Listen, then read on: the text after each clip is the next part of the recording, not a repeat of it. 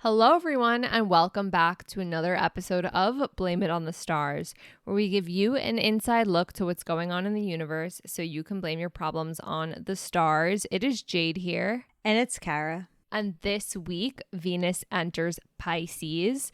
But in case you missed it, last week we had Mercury entering Aries, which is a very important transit during the upcoming months, as well as we had the new moon in Pisces. So if you want to know more about those, then definitely check out last week's episode before diving into this one. And just to give you a heads up, next week we will tell you everything you need to know about Aries season and how it will affect you. And with that being said, let's dive into the episode. So Venus enters Pisces on Monday, March 11th at 5:51 p.m. Eastern Standard Time.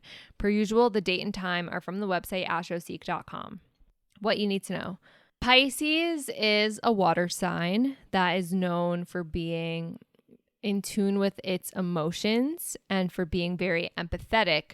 So when Venus, the planet of relationships, finances, and creativity, moves into the sign of Pisces, our relationships tend to take on a more empathetic and compassionate tone as we feel the need to get closer to others and understand them a bit more. You might notice that you're approaching your relationships with a little bit more of a softer and understanding energy. How this affects you is you're going to be feeling more creative and drawn towards the arts during this time. Because Pisces is associated with creativity and the imagination, this is a good time to explore your creative side, listen to new music, change up your style, or appreciate the arts in other ways. So why this matters? Well, Venus in Pisces does encourage us to be more accepting and understanding of others and does encourage us to foster deeper connections in our relationships. It's also a time for you to practice maintaining healthy boundaries.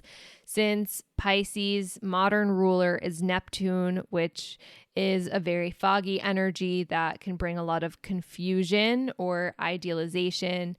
When it comes to Venus in Pisces, it's definitely important to stay grounded and discerning when it comes to your relationships, your finances, and even your artistic endeavors to avoid being disillusioned. Overall, though, it is still a really good time for empathy and understanding regardless. Something you might not know is that Venus is exalted when it's in the sign of Pisces.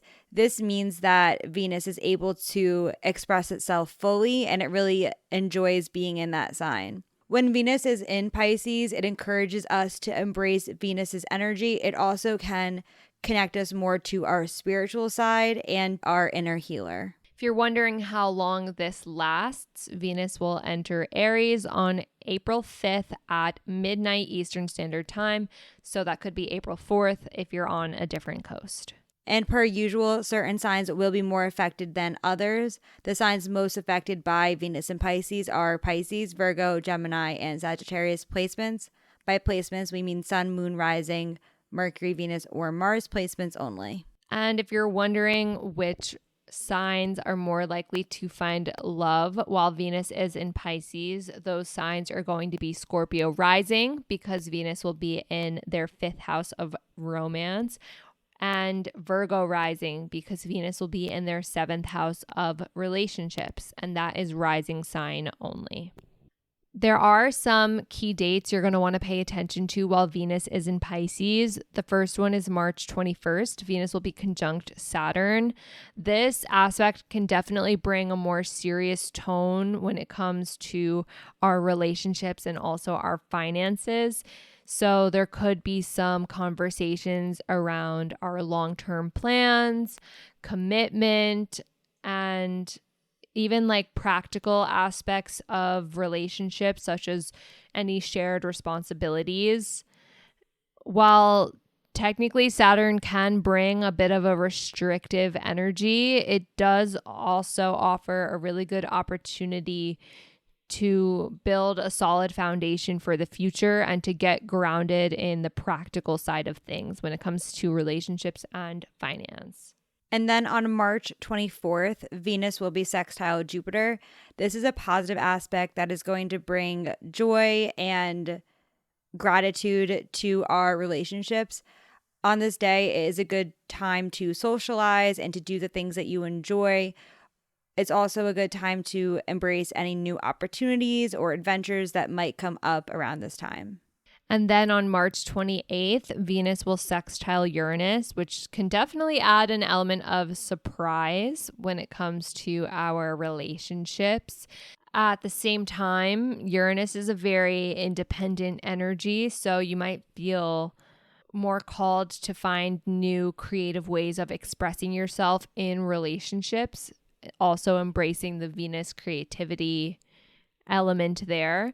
Venus sextile Uranus can encourage you to try new things in your relationships, in your creativity, or even in your finances, and maybe to embrace change and be open to any new experiences or possibilities. And lastly, on April 3rd, Venus will be conjunct Neptune. This is going to bring a sense of enchantment and emotional depth to all of your relationships. This is a good time to bond with others and to embrace being vulnerable. However, because Neptune can bring about foggy, confusing energy, it can blur some boundaries. So it's really important that you stay grounded, as we were saying before, and realistic in your expectations of yourself and others. And that is it for this week's episode. Just a reminder, next week we'll be talking all about Aries season, which is a very intense and eventful season. So you're going to want to tune in for that one. But until then, if you want to stay in the loop with us and what's to come, make sure you're following us on Instagram at BLME The Stars or on YouTube at BLME The Stars. That is all for now, and we'll see you all next Monday. Bye.